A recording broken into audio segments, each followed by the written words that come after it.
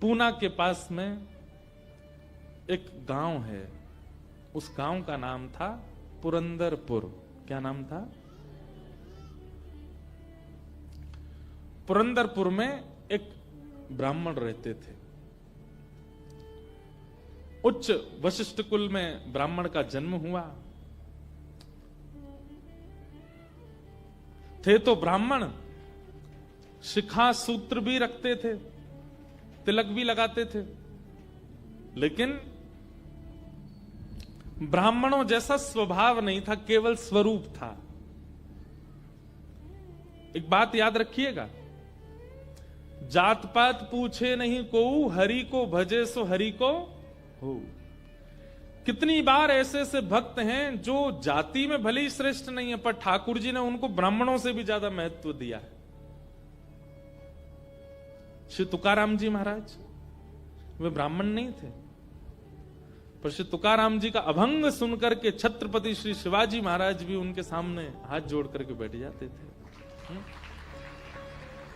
श्री तुकाराम जी महाराज ऐसे भक्त थे कि उनके लिए श्री पंडरीनाथ भगवान मचल जाते थे उनको देखने के लिए।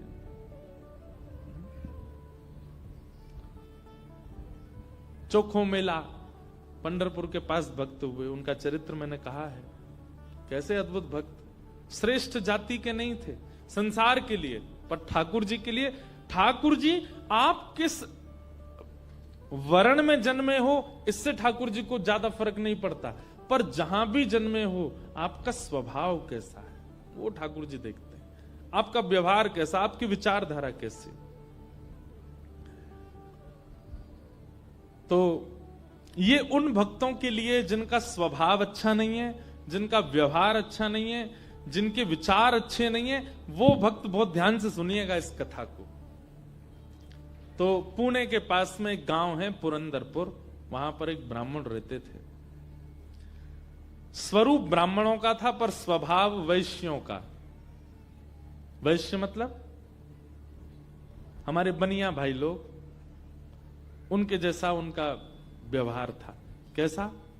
व्यापार करते थे, धन देते थे, उस पे क्या बोलते हैं उसको, ब्याज पे, ब्याज पे धन देते थे लोगों को। और अपना गल्ला खोल रखा था, गल्ले पे बैठते थे। ब्राह्मण का नियम है संध्योपासन करना चाहिए, यज्ञ करना चाहिए, अध्ययन करना चाहिए, ग्रंथों का अवलोकन करना चाहिए, पर ये सब कुछ नहीं करते थे। सुबह उठे, केवल तिलक लगाया, स्नान करके चोटी शिखा बांधी और सीधे अपने गल्ले पे पहुंच जाते थे। उनको दिन भर का यही, क्या देना है देते रहो।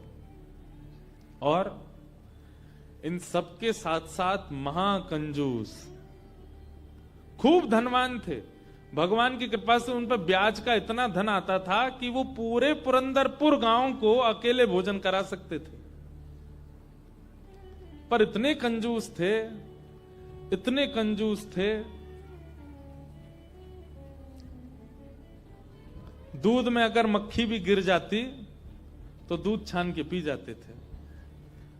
और मक्खी को यूं पकड़ करके उसके भी 2-4 बूंद छींटा जो दूध के होते थे उनको भी लेके पी जाते थे। दूध का क्या बिगड़े, इतने कंजूस। और कंजूसाई की हद तो तब पार हो गई, उनकी पत्नी का नाम था सरस्वती देवी। क्या नाम था?